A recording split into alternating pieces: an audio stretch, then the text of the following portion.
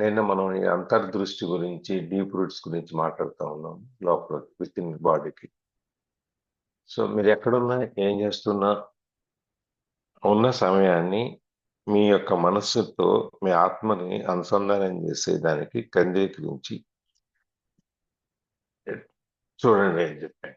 ఒకసారి మనం అనుకున్నాం, కళ్ళతో ఒకసారి కళ్ళు మూసుకొని ఒకసారి మనసుతో మనం అనుసంధానం, ఆత్మతో అనుసంధానం అయినప్పుడు ఇంకా తర్వాత అవటం తేలిక అవుతూ ఉంటుంది అని చెప్పేసి. అదేవిధంగా ప్రతి క్షణం, దొరికిన ప్రతి క్షణాన్ని మనం వినియోగం చేసుకోవాలి.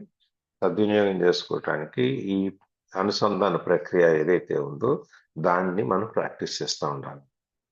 అది ట్రాఫిక్ జామ్ అవ్వచ్చు, లేకపోతే ఎవరి కోసం వెయిటింగ్ అవ్వచ్చు, లేకపోతే ఇంకోటి అవ్వచ్చు, ఇంకోటి అవ్వచ్చు, ఎక్కడైనా కానీ ఎక్కడ సమయం దొరికితే అక్కడ, ఎప్పుడు దొరికితే అప్పుడు మనం అది చేసుకుంటూ ఉంటాం. అప్పుడు ఈ ప్రాక్టీస్ అనేది ఇంకా ఎంత గట్టిగా మనం ప్రాక్టీస్ చేస్తే అంత మనం ఈ బాహ్య శరీరంలో నుంచి అంతర్ శరీరంలోకి ఇంకా డీప్, అంటే ఇంకా లోతుగా మనకి ఈ వేల్డ్ అనేది నాటుకుపోతాయి అన్నమాట.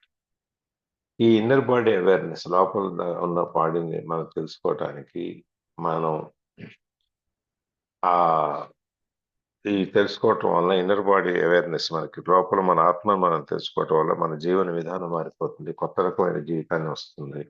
తర్వాత ప్రతిదానికి ఆ భగవంతుడితోనో, దైవాంశతోనో, అదే ప్రకృతితోనో మనం అనుసంధానం అయి ఉంటాము.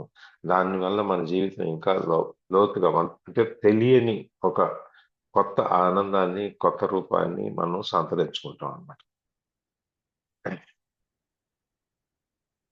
అలాగే మనం ఫస్ట్ లో అనుకున్నాం, ఒక అబ్జర్వర్ లాగా, ఒక విట్నెస్ లాగా మనం చూస్తూ ఉండాలి అనేది. అది కూడా చాలా తేలికైపోతుంది. తేలికైపోయి దాంట్లో మైండ్ కంట్రోల్తో మనం వెళ్ళకుండా మనం ఆ విముక్తి అంటే అంటే కూడా ఈ త్యజించటం, వీటిని వదిలేయటం, విసర్జించటం అనమాట. ఇవన్నీ విసర్జించి మనము ఆలోచనలన్నీ పోయి మనం ప్రశాంతంగా ఒక ఉత్సాహవంతమైన, ఒక దేదీప్యమానమైనటువంటి ఒక వెలుతురుతో మనం ఉంటాం. మనం అది మనం ఎప్పుడు ఆ ప్రాక్టీస్ అనేది కనుక మనం చేయకపోతే, ఎప్పటికప్పుడు మనం దాన్ని ఆ ఇన్నర్ బాడీతో మనం కనెక్ట్ అయ్యేదాన్ని కనుక చేయకపోతే, మనం మళ్ళీ పాత రోజుల్లోకి మన కండిషన్ మైండ్ ఏదైతే ఉందో దాంట్లోకి వెళ్ళిపోతాం. ఆ కండిషన్ మైండ్లోకి వెళ్ళిపోయి మనం ఇది అప్పుడప్పుడు దీనికి కరెక్ట్ అయినా కూడా, ఇప్పుడు మనం మ్యాజిక్ బుక్ ఎట్లయితే చేసింది మర్చిపోయి మళ్ళీ వదిలేసి ఎక్కడో ఒక చోట ఇదొకటి ఏదో ఒకటి గుర్తొచ్చినప్పుడు చేస్తూ ఉంటాము. ఆ విధంగా ఎక్కడో ఒక చోట చేస్తూ ఉంటాం. కానీ రెగ్యులర్గా, పర్మనెంట్గా మనము శాశ్వతంగా మనం దాంట్లో లింక్ అయి ఉండం. శాశ్వతంగా లింక్ అయి ఉండాలి అంటే మనం ప్రాక్టీస్ చేస్తూ ఉండాలి. ఇది వరకు నేను చూసాం మనం. ఇప్పుడు ఇక్కడి నుంచి ఎవరు లక్ష్మి గారు నిన్న కూడా వచ్చినట్లేదే.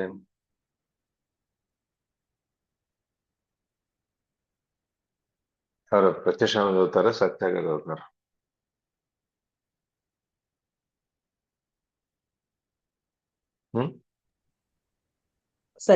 ప్రతిక్షణం చదువుతున్నారా?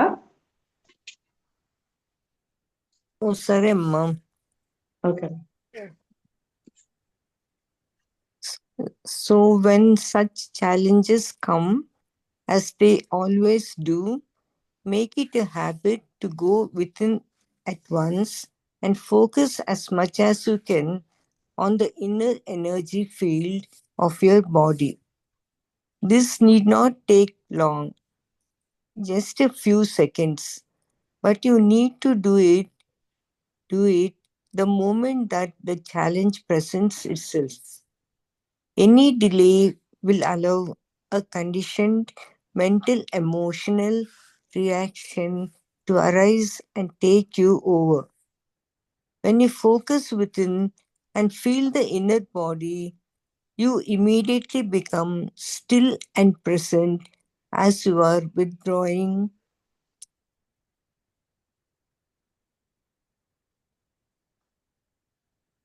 consciousness from the mind. If a response is required in that situation, it will from this deeper level. Just as the sun is infinitely brighter than a candle flame, there is infinitely more intelligence in being than in your mind.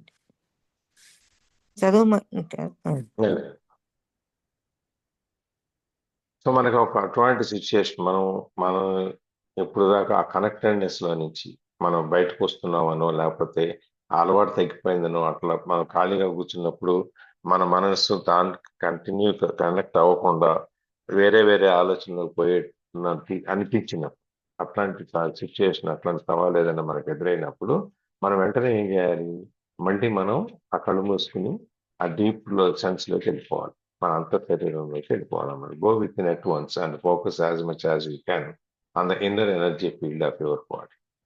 మన లోపల అంత శరీరంలోకి మనం వెళ్ళిపోయి మన ఆత్మతో మనం మళ్ళీ ఒకసారి అనుసంధానం చేసుకుని మనం ఈ గ్రిప్ ఏదైతే ఉందో, పట్టు ఏదైతే ఉందో ఆ పట్టును వదలకుండా మనం వెంటనే దాన్ని సాధించాలన్నమాట. మనం మళ్ళీ వెంటనే వెళ్ళిపోవాలన్నమాట. అప్పుడు అప్పుడేమవుద్ది, this need not take long, just a few seconds. ఒకసారి మనం కనెక్ట్ అయిపోయి ఉన్నాం కాబట్టి మనం మళ్ళీ కనెక్ట్ అవ్వడానికి పెద్ద టైం పట్టదు. ఒకసారి కనెక్ట్ అయితే మళ్ళీ రెండోసారి తేలిగ్గా మనం కనెక్ట్ అవ్వదు. ఫస్ట్ లో మనం చేసినంత శ్రమ అంతా దీనికి రెండోసారి పడక్కర్లేదు. ఒకసారి మనం కాన్సన్ట్రేట్ చేయటం, ఫోకస్ చేయటం అలవాటు అయిపోయింది కాబట్టి రెండోసారి ఫోకస్ చేయటం ఈజీ. అది పెద్ద టైం కూడా పడుతుంది. అది ఇట్లాంటి సిచ్యుయేషన్ ఒక సవాల్ ఎదురైనప్పుడు నేను మళ్ళీ మన మనసు మన మైండ్ కంట్రోల్లోకి మనం వెళ్ళిపోతున్నాం అనేటువంటి సిచ్యుయేషన్ వచ్చినప్పుడు ఆ సమయం వెంటనే మనం దాన్ని చేసుకోవాలి, ఆ కనెక్ట్ అవ్వాలన్నమాట. But you need to do it the moment that the challenge presents itself. అది మనకు ఎప్పుడైతే అనిపిస్తుందో ఛాలెంజ్ సిచ్యుయేషన్ మనకు వస్తుందో, అట్లాంటి పరిస్థితి వచ్చిన వెంటనే మనం దీన్ని మొదలుపెట్టుకోవాలి.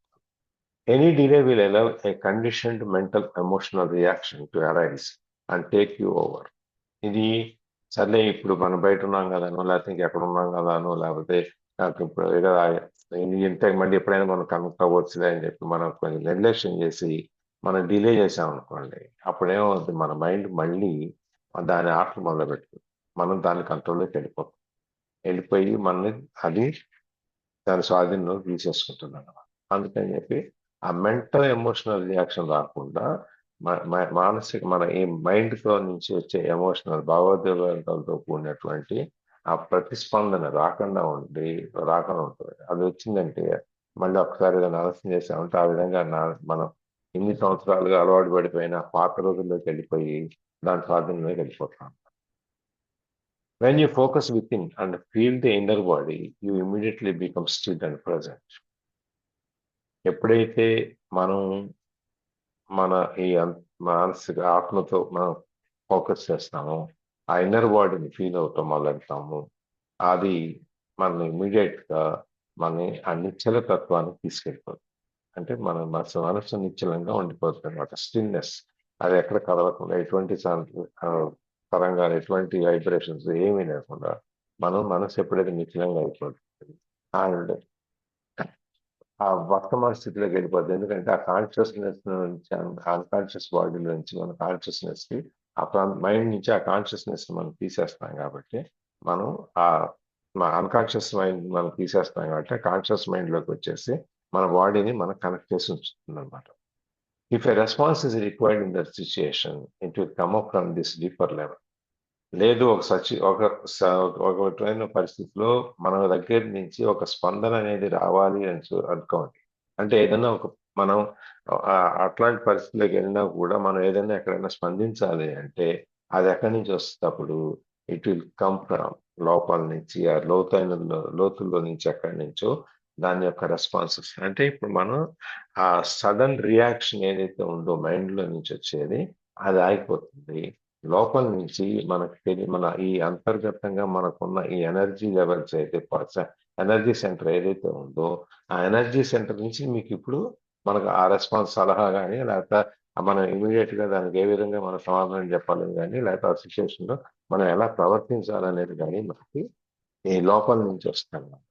ఇప్పుడు ఇక్కడి నుంచి మైండ్ లెవెల్లో నుంచి వచ్చిన దానికి, మన ఆత్మ లోపల నుంచి, మన లోపల బాడీలో నుంచి వచ్చిన దానికి ఆ సలహా కానీ, అది ఆ రెస్పాన్స్ కానీ ఏదైతే ఉందో అది చాలా తేడా ఉంటుంది.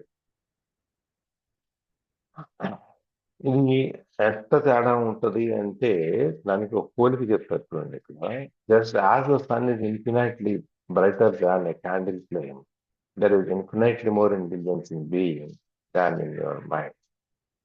ఒక సూర్యుడి ముందు కొవ్వొత్తిని పెడితే ఎలా ఉంటుందో, సూర్యుడి వెలుతురు ముందు, సూర్యుడి కాంతిలో ముందు కొవ్వొత్తిని పెడితే ఎలా ఉంటుందో, మనకి ఈ మైండ్ నుంచి వచ్చే ఆలోచనకి, ఈ లోపల ఆత్మ నుంచి మన ఈ లోపల మన అంతఃశరీరంలో నుంచి మనకు వచ్చే సలహాకి అంత తేడా ఉంటుంది.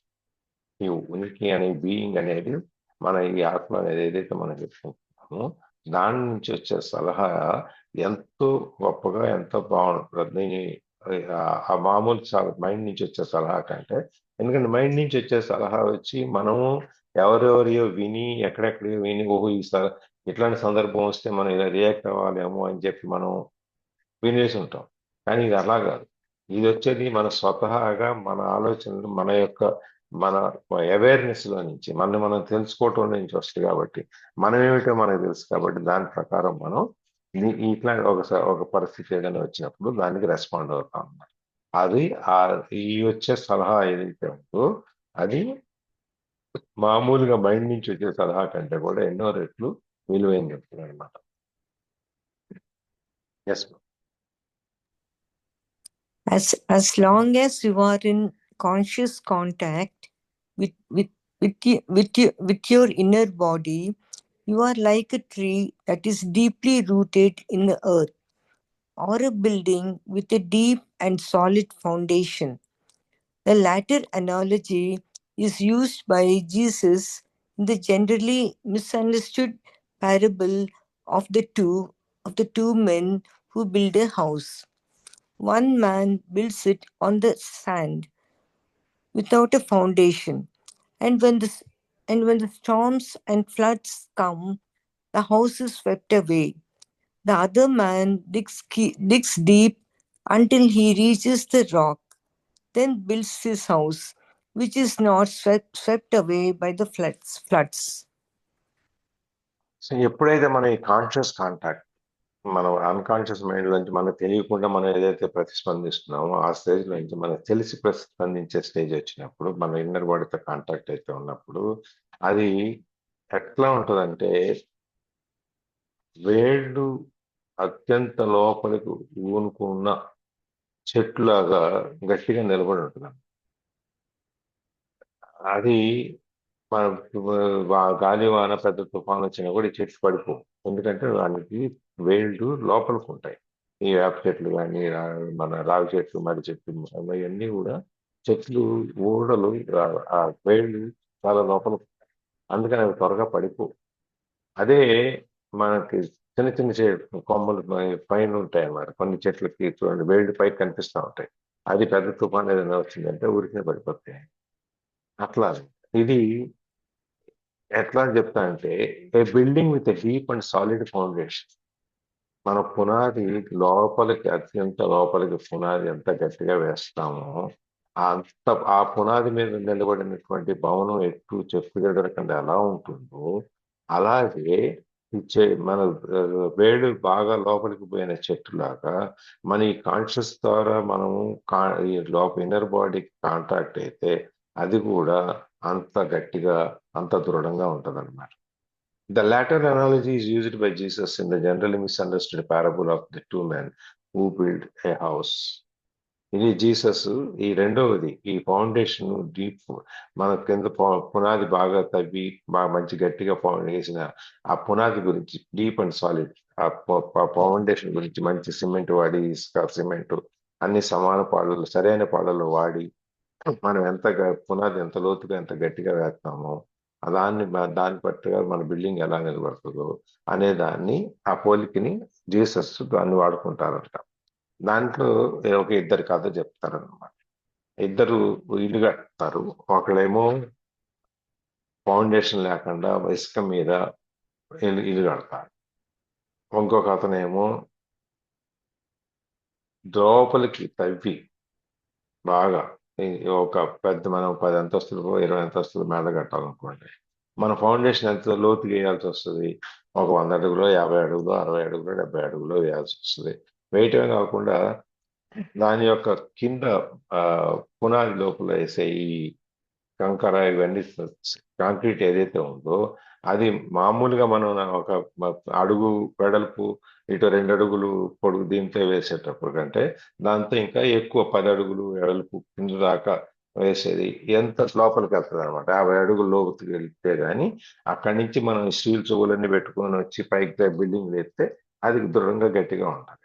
అలా కాకుండా మనం ఇప్పుడు సముద్ర పొట్టునో లేకపోతే మనం ఇట్లా గూడు కడతాం కదా, మనం మట్టి గూడు కడతాం కదా సరదాగా ఆడుకోవడానికి వెళ్ళినప్పుడు ఏటి ఒడ్డున వాగు ఒడ్డున, మరి మీరు ఎంతమందికి అనుభవం ఉందో నాకు తెలియదు, ఎవరు కట్టారు అట్లా?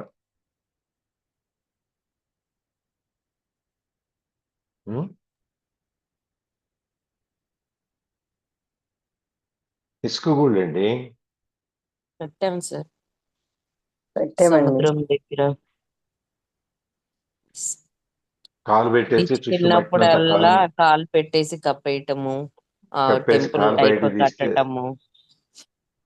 అది నిలబడుతుంది. అది నిలబడిన మధ్యలో కాకపోతే నీళ్ళు అలా వచ్చినప్పుడు ఇది కొట్టుకుపోతుంది. ఉమ్, ఆ కొట్టుకోకుండా కొంచెం బయటికి దూరంగా నీళ్లు వచ్చి కూర్చొని రాకుండా ఒడ్డు ఉన్న దగ్గర ప్లేస్ కూర్చొని వేస్తున్నా దగ్గరికి. కూడా ఏదో గాలి వస్తే పైనుంచి లేచిపోవటం లేకపోతే ఎవరైనా తగలితే పడిపోవటం ఇవన్నీ ఉమ్. జరుగుతూ ఉంటాయి. అది ఇప్పుడు చూస్తున్నాం కదా సార్ బీచ్ దగ్గర ఫేసెస్ కూడా ఇప్పుడు కలాం ఫేస్ అని చెప్పి శాండ్ ఆర్ట్స్ చేస్తూ ఉమ్, ఉన్నారు. ఇప్పుడు చూడండి సముద్రంలో కట్టిన పెద్ద పెద్ద బ్రిడ్జిలు కానీ ఇట్లా మన స్పేస్ సెంటర్ కానీ ఇవన్నీ కూడా సముద్ర పొట్టున కట్టినవి. అయినా వాటికి అంత ఫౌండేషన్ కింద నుంచి వేయటం వల్ల ఇక ఎంతవరకు అంటే అది ఎంతవరకు తవ్వుకుంటే వెళ్తారు, కింద అడుగున రాయి తగిలేంత వరకు ఆ రాయిని కూడా కొట్టి ఇంకా కిందకి వెళ్ళే అవకాశం ఉంటే అక్కడ దాకా వెళ్ళి తగిలే దాన్ని మన బ్రిడ్జిలు కడతారు. ఆ విధంగా అన్నమాట మనకి కాన్షియస్నెస్ తో మన ఇన్నర్ బాడీతో కాంటాక్ట్ అయితే మనం కూడా అంత దృఢంగా అంత బలంగా మన ఆ కనెక్టెడ్నెస్ ఏదైతే ఉందో అది పోకుండా మన బంధం అనేది నిలబడుతుంది అన్నమాట.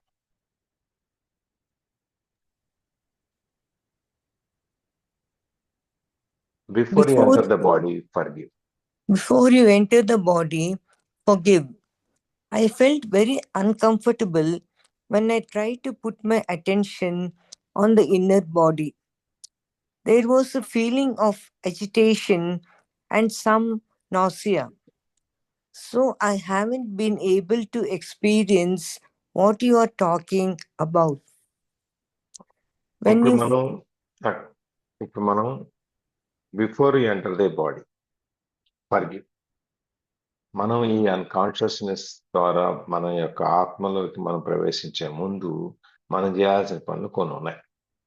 అవి ఏంటంటే ఫర్గివ్నెస్. ఇప్పుడు మనకి ఎంతో మంది ఎన్నో రకాలుగా మనకి ఇబ్బంది పెట్టి ఉండొచ్చు, అన్యాయం చేసి ఉండొచ్చు, ఇంకేదో చేసి ఉండొచ్చు. ఇవన్నీ మన మనసులో వాళ్ళు కనపడినప్పుడు వాళ్ళు లేదు ఊరికే కూర్చున్నప్పుడు లేకపోతే అటువంటి సిచ్యుయేషన్ వచ్చినప్పుడు మనకి పాతయన్నీ గుర్తొస్తాయి. పాతయన్నీ గుర్తొచ్చినప్పుడు ఏం చేస్తాం మనం మళ్ళీ ఆ ఆలోచనలోకి వెళ్ళిపోతాం. అందుకని అవన్నీ రాకుండా ఉండటానికి ఫస్ట్ ఫర్గివ్. నువ్వు ముందు క్షమించేసేయి. అవన్నీ నీకు వాడు తప్పు చేశాడు అనిపించింది, నీకు ఈ బాధ కలిగింది, వాడిని క్షమించేయి. క్షమించేసేస్తే నువ్వు ఆ మనసు నుంచి నీకు వెళ్ళిపోద్ది బయటికి. అదే సినిమా అపరిచితుడు అనుకుంటా, దాంట్లో ప్రకాష్ రాజు డైలాగ్, వాళ్ళ అన్నయ్యని వాడు పెద్ద బాండ్లు వేసి కాల్చేస్తాడు నూనెలో, చెడ్డ నూనె వాడుతున్నాడు అని చెప్పేసి. ప్రకాష్ రాజుని ఆ ఏడవకుండా చూస్తుంటాడు. పక్కన ఆయన అడుగుతాడు, అదేంటంటే మీ అన్నయ్య వెళ్ళిపోతే ఏడుపు రాలేదు మీకు అంటే, లేదు ఏడిస్తే లోపల బాధ అంతా బయటికి వెళ్ళిపోతుంది, ఆ కసి అంతా బయటికి వెళ్ళిపోతుంది, అందుకని చెప్పి నేను అది లోపల ఉండాలి అంటే నేను ఏడవకూడదు, ఆ వాడి మీద పగ తీర్చుకోవాలి అంటే అని చెప్పి ఒక డైలాగ్ ఉంటాడు. చూసారా, గుర్తుందా? గుర్తుంది సార్ అపరిచితులు దాంట్లో ఉమ్, ఇది ట్రైన్ క్యాంటీన్ లో అలాగే ఎవరు yes. ఫుడ్ ఇది చేస్తున్నారా. అలాగనమాట. ఇప్పుడు మనం ఇవన్నిటిని గుర్తుపెట్టుకుని మనం గుర్తుపెట్టుకుంటే మనం పగ సాధించాల్సి ఉంటుంది. ఆ పగ ఉంటుంది వాడి మీద, నన్ను ఇట్లా చేశాడని ఇట్లా అని చెప్పి పగబడతాం. అవన్నీ పోవాలి అంటే ముందు వాడిని క్షమించేయాలి. దేవుడు అదేదో ఆ కర్మ మీద దేవుడే చేస్తాడు, నీకు దేవుడే చూసుకుంటాడని చెప్పి మనం వదిలేసాం, అప్పుడు మన మనసు ప్రశాంతంగా ఉంటుంది. అందుకని మనం ఈ బాడీలోకి ఎంటర్ అయ్యేటప్పుడు ఇన్నర్ బాడీ దగ్గరికి వెళ్ళేటప్పుడు మనం ముందు చేయాల్సిన మనం ముందు చేయాల్సిన కార్యక్రమం ఏంటంటే క్షమించేయటం. ఒకసారి అందరిని క్షమించేస్తే మన మనసు ప్రశాంతంగా ఉంటుంది. మన మీద ఏ బరువు ఉండదు. ఎంత నష్టం చేసిన వాడినైనా కానీ మనకెందుకంటే మన మానసిక ఆరోగ్యం, మన శరీర ఆరోగ్యం ముఖ్యం వాడికంటే. అందుకని ఎప్పుడైతే మనం క్షమించేసామో ఈ రెండు శారీరకంగాను మానసికంగాను మనం ఆరోగ్యంగా ఉంటాం. అది చేయమంటారు. సో దాని కింద సార్ క్వశ్చన్ ఏంటంటే I felt very uncomfortable when I try to put my attention on the inner body. నేను కళ్ళు మూసుకుని నేను ధ్యానం చేద్దామని చెప్పేసి అని కూర్చుంటే నాకు చాలా అన్కంఫర్టబుల్గా ఉంది. నేను చేయలేకపోతున్నాను. అట్లా మనస్సుని కేంద్రీకరించి నేను కూర్చోలేకపోతున్నాను. కళ్ళు మూసుకోగానే నాకు ఏవేవేవో ఆలోచన మనసులోకి వస్తున్నాయి. There was a feeling of agitation and సమ్నాసియా. ఆ లోపల ఒక రకమైన ఫీలింగ్ ఎట్లా అంటే నాసియా, పాత జ్ఞాపకాలు, లేకపోతే ఈ ఎజిటేషన్, ఆందోళన, ఆతృత, లేదా ఆ వాడి మీద ఏదో మనం చేసేయాలనేటువంటి ఆ కోరిక, పగ, ఇట్లాంటివన్నీ వస్తున్నాయి. So I haven't been able to experience what you are talking about. అందువల్ల ఇవన్నీ రావటం వల్ల ఏమైంది, మీరు చెప్పేటువంటి అంత శరీరం, ఆత్మ, మనస్సు, ఈ బాహ్యత, మనం ఆ యూనివర్స్తో మనం ఈ సృష్టితో మనం అనుసంధానం అవటం, మమేకం అవటం, ఇవన్నీ నాకు కుదరదు. నేను కళ్ళు మూసుకుంటున్నాను, చిన్ముద్ర వేసుకుంటున్నాను, మన చూపుని తీసుకొచ్చి ఆజ్ఞా చక్రం మీద పెట్టుకున్నాను, నేను ఇవన్నీ చేస్తున్నాను. కానీ నా మనస్సు ఎక్కడ నిలకడగా ఉండట్లేదు. నాకు ఏదేదో ఆలోచనలు వస్తున్నాయి కళ్ళు మూసుకోగానే. ఇవన్నీ పోవాలంటే నేను ఏం చేయాలి? మీరు చెప్పేటువంటి అనుభవం నాకు రావట్లేదు. నా ఎక్స్పీరియన్స్ ఏదైతే ఉందో, మీరు చెప్పే అనుభవం ఏదైతే ఉందో అది నేను పొందలేకపోతున్నాను అనేది క్వశ్చన్ అనమాట. సో మీరు ఇన్ని చెప్పారు, ఇన్ని చెప్పిన వాటిని కూడా మాకేమి అర్థం కాలేదు, మేమేం చేయలేకపోతున్నాం. Yes ma'am. What you felt was a lingering emotion that you were probably unaware of until you started putting some attention into the body. Unless you first give it some attention, the emotion will prevent you from gaining access to the inner body, which lies at a deeper level underneath it. Attention does not mean that you start thinking about it. It means to just observe the emotion, to feel it fully, and so to acknowledge and accept it as it is. Some emotions are easily identified: anger, fear, grief, and so on. Others may be much harder to label. They may just be vague feelings of unease, heaviness, or constriction. Halfway between an emotion and a physical sensation. కదా. In in any case any case, what matters is not whether you can attach a mental label to it, but whether you can bring the feeling of it into unawareness as much as possible. Attention is the key to transformation, and full attention also implies acceptance. Attention is like a beam of light, the focused power of your consciousness that transmutes everything into itself. ఈ situation మనందరికీ అనుభవమే. మనం ఎప్పుడు కళ్ళు మూసుకొని కూర్చుంటాము, అప్పుడు మన ఆలోచనలన్నీ ఎక్కడెక్కడికో వెళ్ళిపోతాయి. అసలు మనం ఊహించని చిన్నప్పటివి ఇంకేవో గుర్తొస్తుంటాయి. What you felt was a lingering emotion that you are probably unaware of until you started putting some attention into the body. ఈ నువ్వు ఇప్పుడు ఫీల్ అయ్యేది అయితే ఉందో అది లింగరింగ్ ఎమోషన్. ఎక్కడో వేలాడుతోంది ఆ ఎమోషన్, ఆ భావోద్వేగాలు నీ మైండ్లో ఎక్కడో వేలాడుతున్నాయి, నీకు తెలియదు. నువ్వు ఇది ఎప్పుడో జరిగింది మర్చిపోయాను కదా అనుకుంటావు, కానీ నీ మనసులో ఎక్కడో పాతుకుపోయి ఉంది అది. పాతుకుపోయి నువ్వు కళ్ళు మూసుకోగానే అది ఎక్కడికో గుర్తొస్తుంది, ఎప్పుడుతో చిన్నప్పుడుతో గుర్తొస్తుంది. చిన్నప్పుడు మనం స్కూల్లోనో ఎక్కడో పోట్లాడుకుందో, కొట్టుకుందో, లేకపోతే తిట్టుకుందో, లేకపోతే ఇంకోటో మంచి అవ్వచ్చు, చెడు అవ్వచ్చు, ఇవన్నీ గుర్తొస్తాయి. అవన్నీ మన మైండ్ మీద ఏలాడుతూ ఉంటాయి. అది ఆ మనం యాక్చువల్గా ఏంటంటే మనకు తెలియదు ఇది మన మైండ్లో ఉంది అని, మనం మర్చిపోయాం అనుకుంటాం. కానీ ఒకసారి కళ్ళు మూసుకొని మన సబ్ కాన్షియస్ మైండ్ అని మనం లేచినప్పుడు ఈ ఆలోచన అన్ని బయట తీసుకొస్తాయి అన్నమాట. Until you started putting some attention into the body. మనం ఎప్పుడైతే లోపల చూడటానికి ప్రయత్నం చేస్తామో, ఆ ప్రయత్నం చేసినప్పుడు ఇవన్నీ మనకు తెలియకుండా బయటకు వచ్చేస్తాయి. నిన్న మా మీకు గుర్తుంటుందేమో, ఆ, ఎవరున్నారు మా అమ్మాయి పెళ్లికి వచ్చిన వాళ్ళు ఎవరున్నారు? లాస్ట్ రెండో రోజు ఎవరు లేరు. ధనలక్ష్మి గారు ఉన్నారు.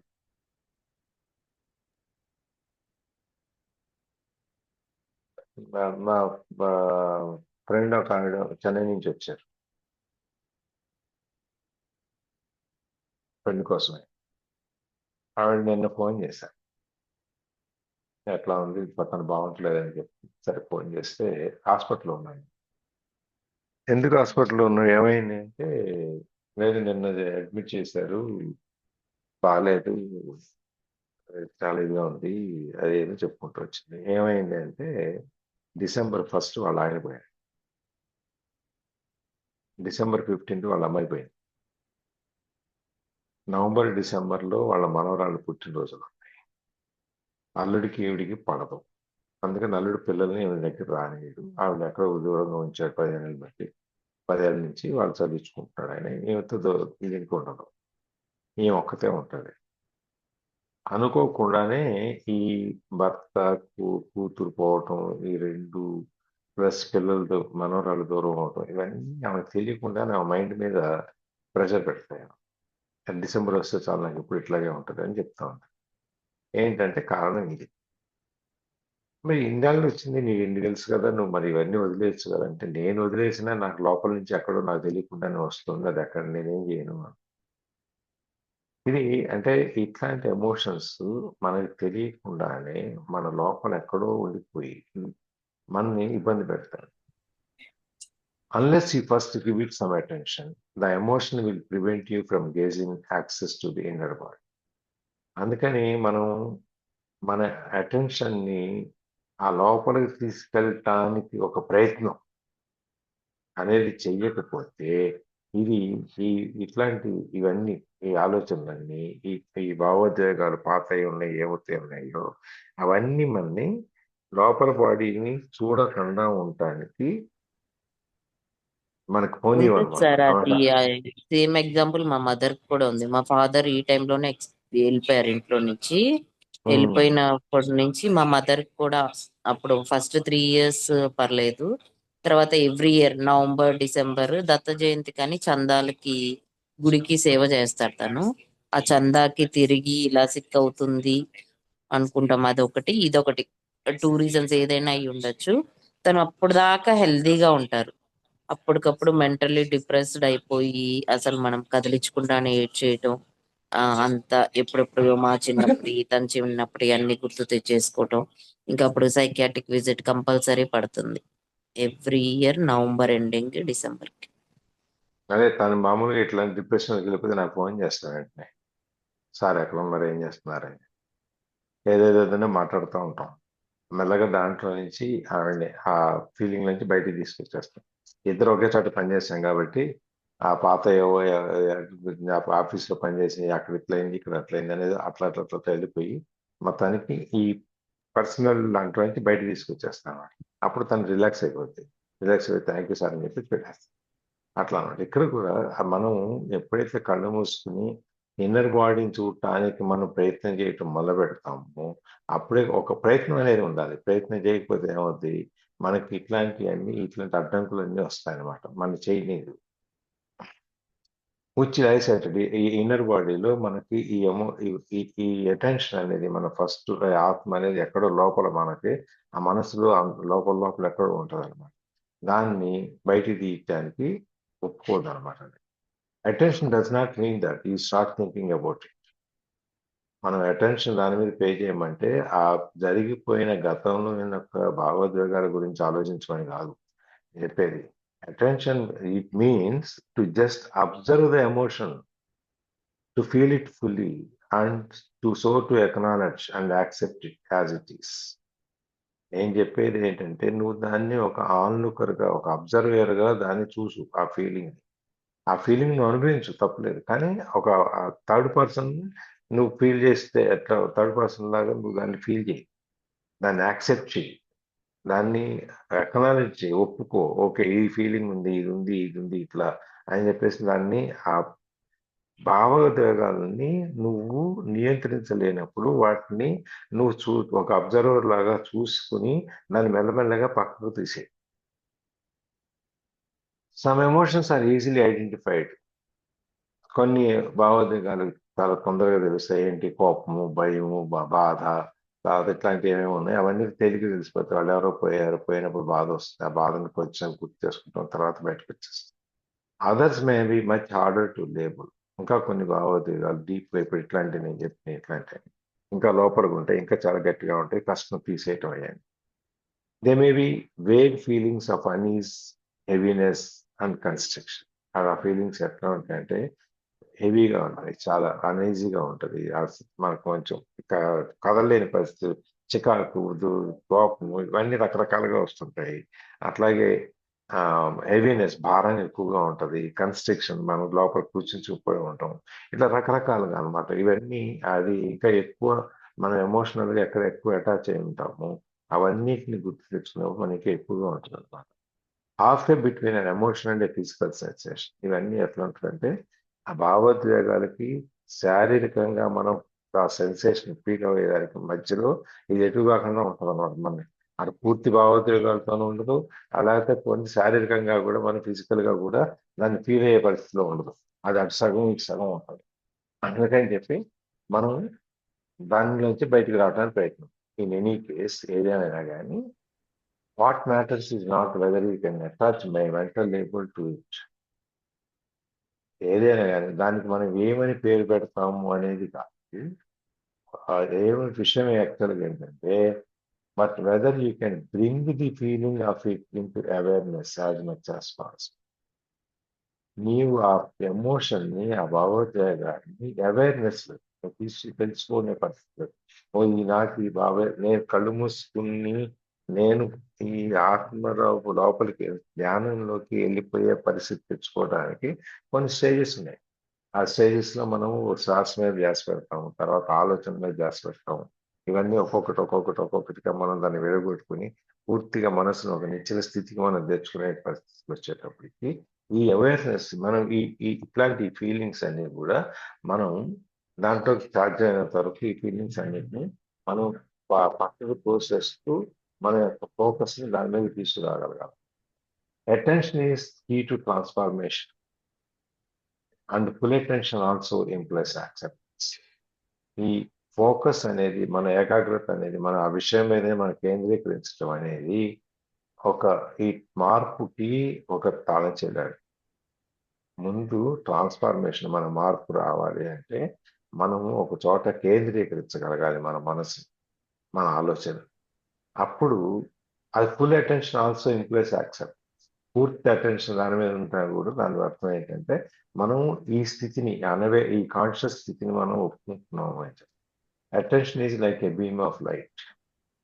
ఈ అటెన్షన్ అనేది, ఈ ఫోకస్ అనేది, మన ఏకాగ్రత అనేది ఒకే విషయం మీద మనం ధ్యానం నిలుపుకోవటం, ఆ ఆలోచన నిలుపుకోవటం అనేది ఒక బీమ్ ఆఫ్ లైట్, ఒక కాంతి, లైట్, వెలుతురు యొక్క ఒక చిన్న కిరణం. అక్కడి నుంచి the focused power of your consciousness that transmutes everything into itself. ఆ లైట్ అనేది, ఆ వెలుతురు అనేది focused power of your consciousness. మన కాన్షియస్నెస్ ద్వారా మనము ఫోకస్ చేసేటువంటి ఒక శక్తి, అదే దాన్ని transmutes everything into itself. దానిలోకి అదే మార్చేసుకుని అదే ప్రయాణం చేసేసి మనకి ఒక అంతర్గతంగా మన అంతఃశక్తిని, మనకి అంత శరీరాన్ని మనం చూసుకుని, మన ఆత్మను మనం గమనించుకుని, మన మనసును మనం తెలుసుకుని చేసి ఆటోమేటిక్ గా తీసుకెళ్తాను. ఈ paragraph yes ma'am. In a fully functional organism, an emotion has a very short lifespan. It is like a momentary ripple or wave on the surface of your being.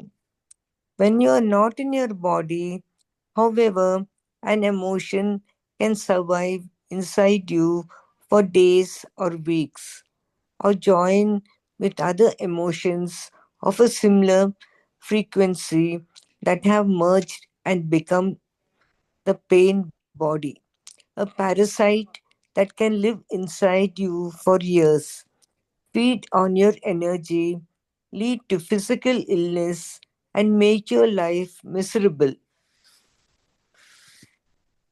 In a fully functional organism, మన శరీరంలో ప్రతి దాన్ని మన organism మనకి అన్ని ఏవైతే ఉన్నాయో organs అన్ని అవన్నీ పూర్తిగా మనకు పనిచేస్తున్నప్పుడు ఆ emotion has a very short life span.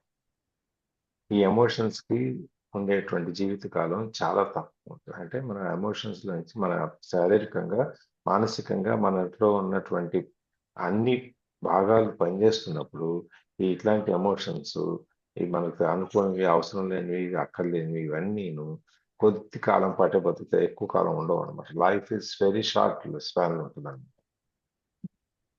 It is like a momentary ripple or wave on the surface of your being. మనం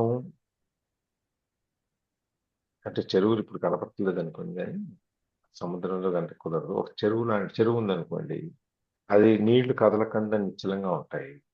దాని మీద ఒక రాయి వేసాం, రాయి వేస్తే ఏమవుద్ది, తరాలుగా అట్లా మొత్తం చెరువు అంతా పాకిపోతాయి. లేకపోతే కొద్ది దూరం మనం వేసే దాన్ని బట్టి కొద్ది దూరం వెళ్ళి ఆ తరంగాలు ఆ పైన అలలు అయితే అవన్నీ ఆ రిపిల్స్ అనమాట, అవన్నీ ఆగిపోతాయి కొంత దూరం తర్వాత.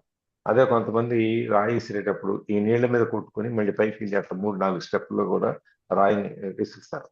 అది అప్పుడేమవుతుంది, ఇక్కడి నుంచి అక్కడి నుంచి ఇవన్నీ కూడా ఏంటంటే, కానీ ఈ రిపుల్స్ ఏవైతే ఉన్నాయో మనం ఈ అల్లాంటి చిన్న వైబ్రేషన్ తో ఈ చుట్టూ వచ్చే రౌండ్ గా వచ్చే ఏవైతే ఉన్నాయో అవన్నీ చెరువు కిందకి వెళ్ళవు, కింద నీళ్ళలోకి వెళ్ళవు, ఈ పైనే ఉంటాయి అన్నమాట. అట్లాగే ఈ ఎమోషన్స్ అనేది కూడా ఈ మూమెంటరీ, అది ఆ క్షణంలో వచ్చేటువంటి ఆ అల కానీ ఆ రిపిల్ కానీ ఏదైనా ఉంటే అది ఆ పైనే ఉంటది, ఆ లోపల మనసులో దానికి వెళ్ళదు. ఉపరితలంలోనే ఆ పై దాని మీదే అది వెళ్తాయి అనమాట. So when you are not in your body, however an emotion can survive inside you for days or weeks or join with other emotions of a similar frequency that have merged and become the pain body. ఇట్లాంటి మనం మన శరీరంలో కనుక లేకపోతే, అంటే మన అంత శరీరంలోకి మనం వెళ్ళకపోయింటే కనుక ఈ ఎమోషన్స్ ఏమవుతాయి, అది మనం ఇప్పుడు అనుకున్న ఎమోషన్ అనేది కొద్ది కాలం పాటు ఉంటుంది. ఇప్పుడు మన శరీరం, మన అవయవాలన్నీ బాగా పనిచేస్తుంది. ఇప్పుడు మనం అదంతా కనుక లేకపోతే ఈ ఎమోషన్ అనేది అది వేళ్ళు ఉనుకుని ఒక పెద్ద చెట్టులాగా తయారైపోయి మనకి అది ఆ లోపల ఆ ఫీలింగ్ అట్లాగే ఉండిపోతుంది, అది పోదు.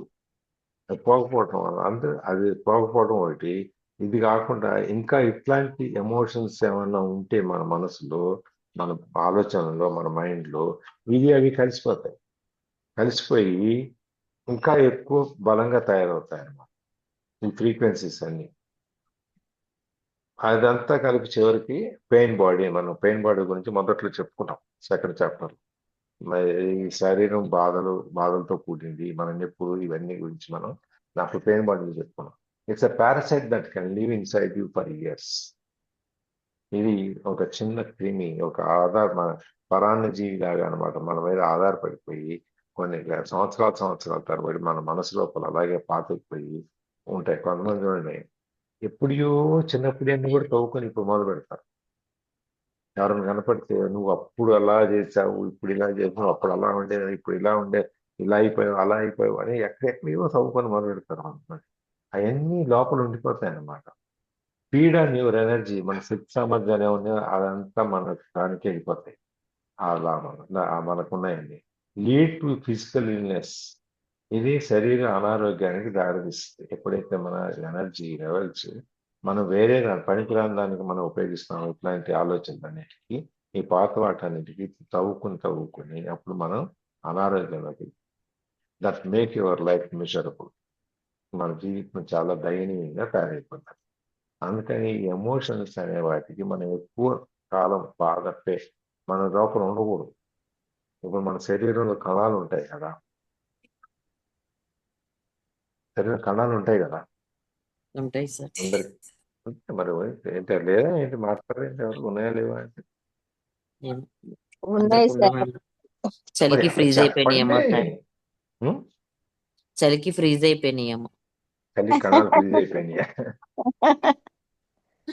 అది మొన్న రీసెంట్ గా కేరళ న్యూస్ ఒకటి చూసాం సార్. ఆయన స్కూల్ డేస్ లో వాళ్ళ ఫ్రెండ్ తో ఏదో గొడవ ఉంది, గెట్ టుగెదర్ లో అది పెట్టుకొని ఆయన్ని కొట్టేసి చంపేశాడని చెప్పి అది రీసెంట్ గా బాగా సర్క్యులేట్ అయింది అది. అప్పటి నుంచి చిన్నప్పటి నుంచి ఆయన 55 ఏజ్ దాకా క్యారీ ఆన్ చేసుకున్నాడు. లోపల పెరిగిపోయి వృక్షంలో మహావృక్షంలో తయారైపోయింది అనమాట. వాళ్ళు ఫస్ట్ అది గ్రేడ్ మనం కిడ్స్ అందరూ గెట్ టుగెదర్ పెట్టుకున్నారు. వాళ్ళ ఏజ్ అప్పుడు 55కి వెళ్ళాక. ఫస్ట్ గ్రేడ్ అంటే 5 ఇయర్స్ 6 ఇయర్స్ ఉంటది. అప్పటి నుంచి 50 ఇయర్స్ మోసుకున్నాడు ఆయన అది. అది చిన్నప్పుడు పెన్సిల్ ఇట్లాంటి దగ్గర గొడవ అది. మనం అవన్నీ కనుక వదిలేకపోతే మన మనసులో అది భారంగా తయారయ్యి మనం ఎక్కడికో తీసుకెళ్ళిపోతాం. అందుకని మనం ఎప్పుడప్పుడు ఫర్గివ్నెస్ వదిలేసేసి మనం ఎప్పుడు ఫ్రెష్గా వెళ్ళిపోతుండాలి. పాత వాటిలోనే మనం నిలబడి జీవితం సాధించకూడదు. దానివల్ల ఇట్లాంటి అన్నీ వస్తాయి. నిన్న కూడా ఇక్కడ చూస్తాం మన దాంట్లో మీరు చెప్పింది, నక్సలైట్ లీడర్ ఒక ఆయన్ని నిన్న ప్రెస్ రిపోర్టర్ అని చెప్పి పిలిచి చంపేశారు. పోచన్న పోతన ఏదో ఉంది అతని పేరు. వాళ్ళ నాన్నని ఏదో ఒక ఇంటర్వ్యూలో చెప్తూ ఆయన పలానా ఆయన్ని నేను చంపాను అని చెప్తాడంట. ఆయన్ని చంపితే ఈ కొడుకు విని దాని లోపల పెట్టుకుని తన ఒక రిపోర్టర్ లాగా ఆయన్ని నమ్మించి పిలుస్తాడు, నేను ఇంటర్వ్యూ తీసుకుంటాను రమ్మని చెప్పి ఒక చోట వాళ్ళు కలిసినప్పుడు ఆయన అక్కడ చంపేస్తాడు. Same story, kind of story. నిన్న మన పేపర్లో ఎప్పుడు వచ్చింది 3 రోజులకి, లైట్స్ అనమాట. అది చెప్తారు అనమాట. అట్లాంటి పగలు కాక్షలు ఇవన్నీ మనకి, ఈ కార్పణ్యాలు ఇవన్నీ మనకి మిగిలిపోతాయి. మన శరీరంలో మిగిలిపోయి మన జీవితాన్ని అస్తవ్యస్తం చేసి మన ప్రశాంతంగా ఉండే జీవితాన్ని పాడు చేస్తాయి అన్నమాట. అందుకని మనం ఎప్పుడూ కూడా అవన్నీ వదిలేసేసి మనం ఆత్మతో అనుసంధానం అయిపోయి మనం దాంట్లో బతికితే మనం ఇంతకంటే ఎక్కువగా గొప్ప జీవితాన్ని మనం లీడ్ చేయగలుగుతాం. అది మిగిలింది మళ్ళీ రేపు లలిత టైం ఇస్తే రేపు చూద్దాం. లలిత రేపటికి ఎవరైనా క్లాస్ చెప్తా అన్నారా?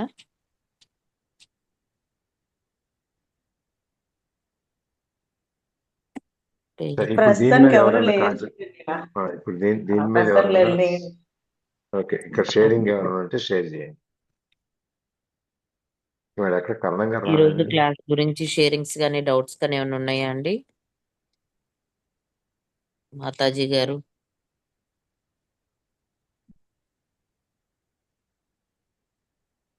సత్య చెప్దాం అనుకుంటున్నాను. సత్య హర్షు రెడీ ఏమో.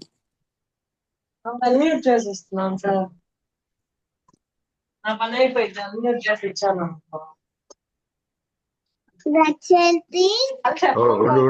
వన్ సెకండ్ క్లాస్ రికార్డింగ్ ఉంది.